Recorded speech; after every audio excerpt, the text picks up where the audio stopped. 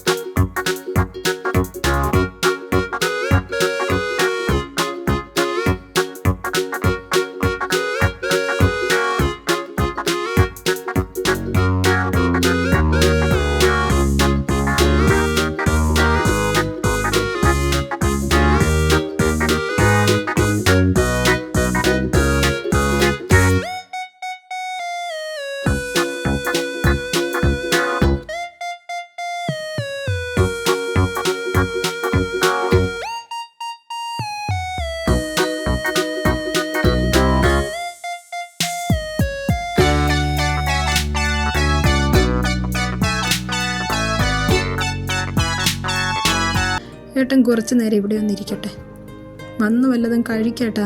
ഏട്ടന് വിശപ്പില്ലാഞ്ഞിട്ട് അമ്മോള് ചെല്ല്. ഒരാളെങ്കിലും തന്നെ മനസ്സിലാക്കുന്നുണ്ടല്ലോ. പിറ്റേന്ന് ഹരി പണിയാനും പോയി. വീട്ടിൽ വന്ന് കുളിയും കഴിഞ്ഞ് അപ്പോഴേ ഇറങ്ങി. വീട്ടിലിരിക്കാൻ തോന്നുന്നില്ല. എങ്ങോട്ടേലും ഇറങ്ങി പോകാൻ തോന്നിയവന് അരവിന്ദിൻ്റെ കടയിലേക്ക് ചെന്നിരുന്നു. ഡാ ഹരി, നീ വീട്ടിലൊന്നും പോകുന്നില്ലേ? കടയുടെ ഷട്ടർ താഴ്ത്തി അരവിന്ദ് കടയുടെ മുന്നിലെ തിണ്ണയിൽ ഇട്ടിരിക്കുന്ന ബെഞ്ചിൽ കിടക്കുന്നവനെ വിളിച്ചു. കടയിൽ നിൽക്കുന്ന പയ്യൻ വിനു. അവൻ പോയപ്പോൾ ഹരി ആ ബെഞ്ചിൽ കയറി കിടന്നതാണ്. അരവിന്ദ് ഷട്ടർ താഴിട്ട് പൊട്ടി ഹരിയുടെ അരികിലേക്ക് ചെന്ന് വീണ്ടും വിളിച്ചു. ഹരി, പോകണ്ടേ? ആ പോകാം. മറ്റേതോ ലോകത്തെന്ന പോലെ ഹരി ആദ്യം ഒന്ന് ഞെട്ടി. പിന്നെ എഴുന്നേറ്റ് മുണ്ടും മുറുക്കിയെടുത്ത് അരവിന്ദിനൊപ്പം ഇറങ്ങി. നിനക്കെന്തു പറ്റി? 2 ദിവസമായി നിനക്കെന്തോ മാറ്റം പോലെയാണെന്ന് അശ്വത്തും പറഞ്ഞു. കയ്യിലിരുന്ന ടോർച്ച് തെളിച്ച് മുന്നോട്ട് നടക്കുമ്പോൾ അരവിന്ദ് തിരക്കി. ഹരി. അരവിന്ദ് അവനെ കുലുക്കി വിളിച്ചപ്പോൾ ഹരി ശരിക്കും ഞെട്ടി. നിനക്കെന്തു പറ്റി? വല്ല പൈസ പ്രശ്നമാണെങ്കിൽ പറ, നമുക്ക് പരിഹരിക്കാം. അതൊന്നുമല്ലടാ. പിന്നെന്താ? അച്ചൂന് അവളെ എനിക്ക് കിട്ടില്ലടാ. ഹരി നെഞ്ചു പൊട്ടി ചോദിച്ചു. അത് നിങ്ങളുടെ 2 വീട്ടുകാരും കൂടെ തീരുമാനിച്ച് വെച്ചിരിക്കുന്നതല്ലേടാ. പിന്നെന്താ കുഴപ്പം? അതല്ലടാ. നിനക്കെന്താ ഹരി? ഹരിതയ്ക്കൊരാലോചന വന്നു. അവർക്കൊരു മാറ്റക്കല്യാണമോ വേണ്ടതെന്ന്. ഹരിതയുടെ വിവാഹം നടക്കണമെങ്കിൽ ഞാൻ അവിടുത്തെ കുട്ടിയെ വിവാഹം കഴിക്കണമെന്ന്. നല്ല കാശുള്ള ടീമാണെന്ന് കണ്ടപ്പോൾ വീട്ടുകാരെല്ലാവരും കൂടെ എന്നെ ടോർച്ചർ ചെയ്യുക. എനിക്ക് അച്ഛനെ മറക്കാനൊന്നും കഴിയില്ലടാ. പ്രകടിപ്പിച്ചിട്ടില്ലേലും എനിക്ക് ഒത്തിരി ഇഷ്ടം അവളെ. അതൊക്കെ എനിക്കും അറിയാവുന്നതല്ലടാ. ആലോചനയല്ലേ നടന്നുള്ളൂ. നമുക്ക് ഹരിതയ്ക്ക് വേറെ നോക്കാന്നേ. നീ പോയി സ്വസ്ഥമായി കിടന്നുറങ്ങ. ഹരിയുടെ വീടെത്തിയപ്പോൾ അവനെ പറഞ്ഞുവിട്ട് അരവിന്ദ് മുന്നോട്ട് നടന്നു. ഇവരൊക്കെ എന്തൊരു മനുഷ്യരാണോ? അരവിന്ദ് ചിന്തിക്കാതെ ഇരുന്നില്ല. ഹരി വന്നപ്പോൾ ഹരിതയാണ് ഡോർ തുറന്നു കൊടുത്തത്. ഹരിതയെ ഒന്ന് നോക്കുക മാത്രം ചെയ്ത് ഹരി റൂമിലേക്ക് കയറിപ്പോയി. പിന്നാലെ ഹരിതയും ചെന്നു. ഏട്ടാ, എന്താ മോളെ? എന്നെ ഓർത്ത് ഏട്ടൻ വിഷമിക്കരുത്. 26 വയസ്സ് അത്രയ്ക്ക് കൂടുതലൊന്നുമല്ല. നമുക്ക് വേറെ നോക്കാന്നേ. ഒന്നിനു വേണ്ടിയും എൻ്റെ ഏട്ടൻ വിഷമിക്കരുത്. ഏട്ടൻ്റെ ഇഷ്ടങ്ങളെ മാറ്റിവെക്കരുത്. ജീവിക്കേണ്ടത് ഏട്ടനാണ്. അവൻ അവളെ ഓർത്ത് അഭിമാനം തോന്നി. ഹരിതയുടെ കൈ പിടിച്ച്, ഏട്ടന് നിന്നെ വിവാഹം നടത്തി വിടാനുള്ള കഴിവില്ലെന്ന് തോന്നുന്നുണ്ടോ? ഏട്ടനൊരു സ്വാർത്ഥനാണെന്ന് നിനക്ക് തോന്നുന്നുണ്ടോ? ഏട്ടൻ എന്തൊക്കെ ഏട്ടാ ഈ പറയുന്നത്?